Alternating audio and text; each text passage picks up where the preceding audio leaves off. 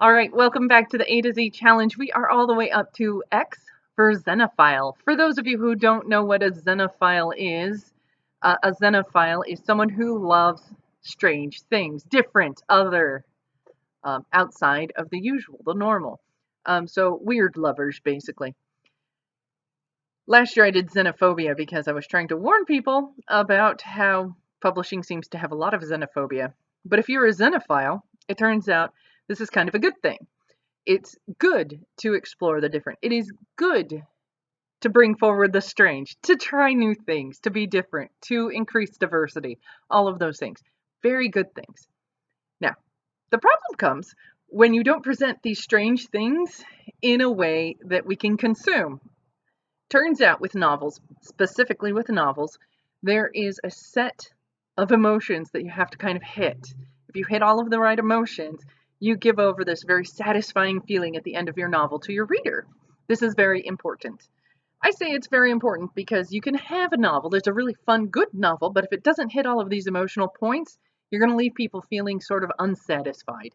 Um, it's okay to not hit all of them in order, but it's useful to hit all of them, and it's useful to hit them all in order. For people who are wondering what it is that I'm talking about, I am, of course, talking about the beats. You can see screenwriters talking about the beats all the time. That's because they have to get through it very quickly, whereas novelists, because it's sort of a longer medium, have a tendency to sort of, how shall we say it, uh, plod along, sometimes getting there, sometimes not getting there. You will find, though, that the good books, they all get there. They get to each and every one of the points. I recommend Save the Cat by Blake Snyder if you're interested in reading that, because it gives a really great structure. It also has a lot of flexibility in the way that you use it. I've heard a couple of other really good ones, including oh, I can't think of him now. His name is Dan. He does a really good one. I'll try to find it and put a link in. But you have this story arc that you have to sort of hit. Now, when you're doing something strange, when you're presenting really, really strange things, it is important that you stick to some sort of structure. And I can hear you literary experimentalists out there screaming at me, no! No, yeah, no, I hear you. I understand where you're coming from. I'm actually not speaking to the literary experimentalists. I don't know what it is that you do. I can't make it work. I'm not a literary experimentalist. I have car chases and things explode and people laugh. That's what I do. That's where I write.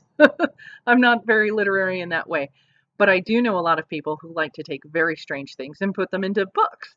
And I know people who like to take the plot and do experimental things with it, do loop-de-loops with it, tell it backwards, tell it halfway here and halfway there and from this person and that person. That's all fine. That's all really neat. But you have to hit the structure points. The plot has to have structure, regardless of all of the other experimental bits you're doing with it. It's fine to tell it weirdly. It's fine to explore the strange, but give people a structure through which they can consume it in a way that they understand. What this does, it's not meant it's not meant to be stifling. And I know a lot of people feel that it is stifling, and that's really not what it's meant to be. When you follow the structure, what you're really doing is you're giving the reader something to cling to. They know the structure, they understand the structure. Now you've just filled in the structure with stuff that they don't understand. So you have to kind of give them footing. So if you're going to go very strange and you're going to cling to very weird, remember that you still need the plot, you still need the emotions, you still need the structure of the novel. So I beg you not to go crazy with that, unless, of course, you're a literary experimentalist, in which case, I don't even know what it is you do. I can't even, like. All right.